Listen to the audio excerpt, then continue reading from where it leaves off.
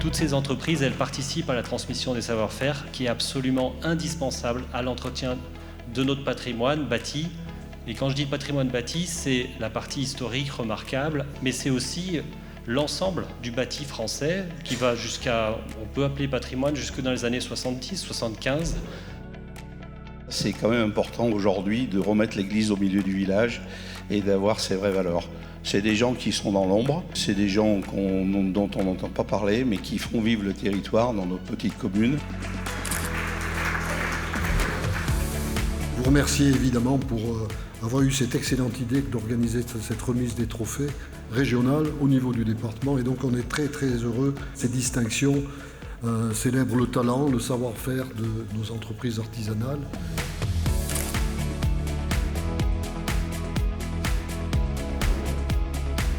Vous avez un savoir-faire évident et cette journée aujourd'hui, c'est un moyen de le faire savoir. Parce que très souvent dans l'artisanat, c'est là où on pêche, parce qu'on a tout dans les mains, mais malheureusement, on ne sait pas le faire savoir. La région est à vos côtés, ça vous le savez. Aujourd'hui, on croit en l'apprentissage, on croit en la transmission. Donc bravo à vous.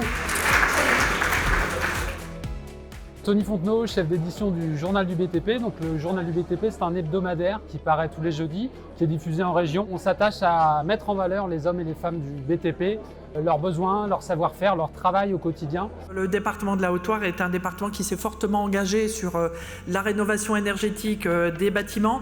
Et rénover un bâtiment de patrimoine n'est pas une chose simple parce qu'il faut à la fois préserver son caractère architectural, mais aussi lui offrir des performances énergétiques importantes.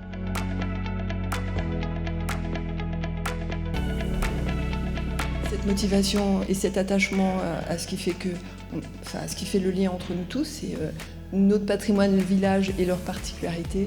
C'est des choses non renouvelables. Une fois qu'une maison ancienne, avec sa technique et sa pierre, etc., sa forme est par terre, elle n'existera plus jamais. Elle est unique au monde et c'est ça qui fait la qualité de nos villages et qui fait que vous y êtes attachés.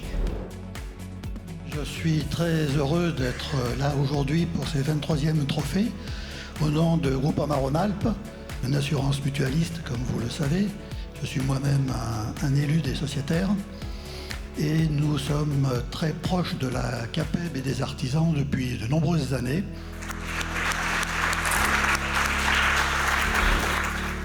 Je suis Dominique Mounier, je suis le directeur de groupe de Saint-Étienne Métropole et de la Haute-Loire pour la Banque Populaire. On est ravis d'être ici. Il ne faut pas oublier qu'il y a 125 ans, nous étions créés par et pour les artisans et les commerçants parce qu'on a un vrai partenariat qui se développe de plus en plus avec la CAPEB et c'est très important qu'on mette en lumière tous nos artisans qui font un magnifique travail et on peut le découvrir tous les jours au Puy-en-Velay quand on se balade. Sympathique et agréable de remettre ce matin un prix ainsi que tous les autres prix qui sont remis aujourd'hui parce que tous vont dans ce sens de cette préservation du patrimoine qui est quand même avec des matériaux souvent très fragiles et on sent qu'il y a un vrai élan vers le patrimoine qui n'était pas du tout présent il y a quelques années.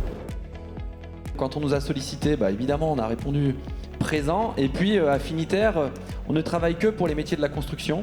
Il nous semblait très intéressant de pouvoir mettre en lumière ces métiers-là. Et finalement, ces trophées-là nous permettent de le faire. Et donc, on le fait avec grand plaisir.